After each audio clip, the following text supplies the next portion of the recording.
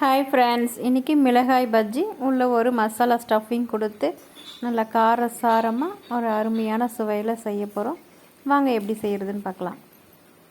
இன்றைக்கி மிளகாய் பஜ்ஜி செய்ய போகிறோம். இப்போ ஸ்டஃபிங் கொடுத்து செய்ய போகிறோம். அதுக்கு முதல்ல ஒரு மசாலா ரெடி பண்ணிக்கலாம். உருளைக்கிழங்கு வேக வச்சு வச்சுருக்கிறேன். இதை நல்லா இப்படி பொடி பண்ணிக்கோங்க. தூளாக மசிச்சிக்கலாம். சமோசாலெல்லாம் வைப்போம் இல்லைங்களா, அந்த மாதிரி ஒரு மசாலா ரெடி பண்ணிக்கலாம். இதோட ஒரு வெங்காயம் பொடியை கட் பண்ணி சேர்த்துக்கிறேன். கொத்தமல்லி பொடியை கட் பண்ணி சேர்த்துக்கலாம். இதில் காரத்துக்கு ஏற்ற மாதிரி மிளகாய் தூள் கொஞ்சம் காரம் கம்மியாகவே சேர்த்துக்கலாம். ஏன்னா நம்ம மிளகாய் பஜ்ஜி செய்ய போகிறோம். அதுலேயும் ஓரளவுக்கு லைட்டாக காரம் இருக்கும்.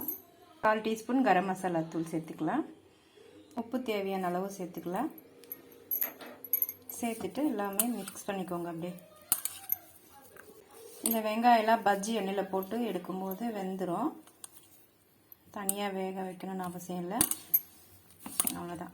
சேர்த்து அப்படியே மிக்ஸ் பண்ணி வச்சுக்கோங்க. இதோட கொஞ்சம் மஞ்சள் தூளும் சேர்த்துக்கலாம். இப்போ பஜ்ஜிக்கு மாவு ரெடி பண்ணிடலாம். கடலை மாவு தேவையான அளவு எடுத்துக்கோங்க. மிளகாய் எவ்வளோ எடுக்கிறீங்களோ அதுக்கேற்ற மாதிரி நம்ம எடுத்துக்கலாம் மாவு. இதோட 1 ஸ்பூன் அளவு கார்ன்ஃப்ளவர் மாவு சேர்த்துக்கிறேன். அரிசி மாவு வேணாலும் சேர்த்துக்கலாம். காரத்துக்கு மிளகாய் தூள், கரம் மசாலா தூள் கொஞ்சம் சேர்த்துக்கிறேன். இஞ்சி பூண்டு விழுது இதில் சேர்த்துக்கோங்க. ஒரு 1/2 ஸ்பூன் அளவு பெருங்காயத்தூளும் சேர்த்துக்கோங்க. இதில் தேவையான அளவு உப்பு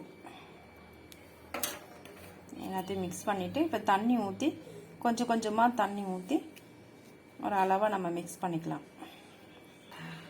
கொஞ்சம் கொஞ்சமாக தண்ணி விட்டு மிக்ஸ் பண்ணிக்கலாம். டீ கழுவு சோடா மாவு எடுத்துருக்கேன். இதை அப்படியே தண்ணியில் கரைச்சி விட்டுக்கலாம். இதில் மாவு நல்லா மிக்ஸ் பண்ணிட்டேன். இதில் நான் இன்றைக்கி ஃபுட் கலர்லாம் ஆட் பண்ணலை, அப்படியே தான் செய்கிறேன். இப்போ இந்த பதம் இருக்கிற மாதிரி பார்த்துக்கோங்க. இப்போ இந்த மிளகாயிலெல்லாம் ஸ்டஃபிங் பண்ணிடலாம். மிளகாயை ஃபஸ்ட்டு இப்படி கட் பண்ணிக்கலாம். பஜ்ஜி போடுறதுக்கு முன்னாடி நம்ம இதை ரெடி பண்ணிக்கலாம். மிளகாயை எண்ணெய் ஸ்டவ்வில் ஊற்றி வச்சுட்டேன். காஞ்சின்றிருக்கு. கட் பண்ணிவிட்டு நான் இந்த விதைகள்லாம் நான் எடுத்துடுறேன். இதுக்குள்ள கொஞ்சம் மசாலா வச்சு இப்படி ஸ்டஃப் பண்ணிக்கலாம்.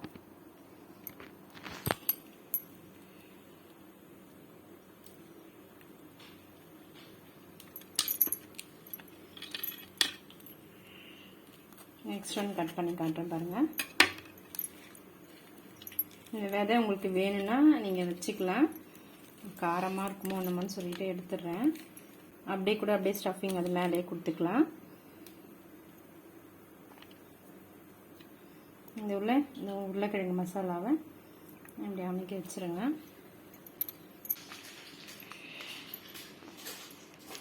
எல்லாத்துலேயும் இந்த மாதிரி மசாலா வச்சு ஸ்டஃபிங் வச்சுக்கோங்க. மசாலா இந்த மாதிரி எல்லாத்துலேயும் ஃபில் பண்ணிவிட்டு ரெடி பண்ணிக்கலாம். ஸ்டஃபிங் முடிச்சுட்டு இந்த மாதிரி மாவில் இது பண்ணிக்கோங்க.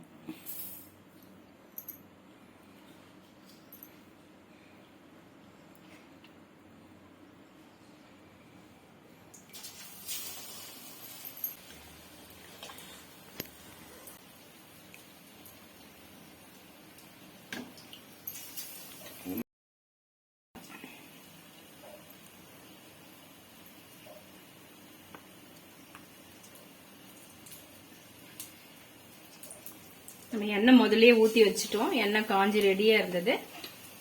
அப்படியே மாவில் மிக்ஸ் பண்ணிவிட்டு போட்டாச்சு. ஒன்று ஒன்று திருப்பி விட்டுக்கோங்க. பஜ்ஜி அவ்வளோதான். மசாலாலாம் வெளியே வரவே இல்லை பாருங்கள். நல்லா 2 பக்கம் வேக வச்சு எடுத்துடலாம். நல்லா ஒரு அருமையான ஒரு மசால் மிளகாய் பஜ்ஜி ரெடி பண்ணிட்டோம். ஸ்டவ் லோ ஃப்ளேமில் வச்சுட்டு நல்லா 2 பக்கம் திருப்பி விட்டு ஒரு 2 நிமிஷம் போல் வேக வச்சு எடுத்துக்கோங்க. அப்போ தான் உள்ளே நம்ம வெங்காயம் பச்சையாக சேர்த்துருக்கோம்.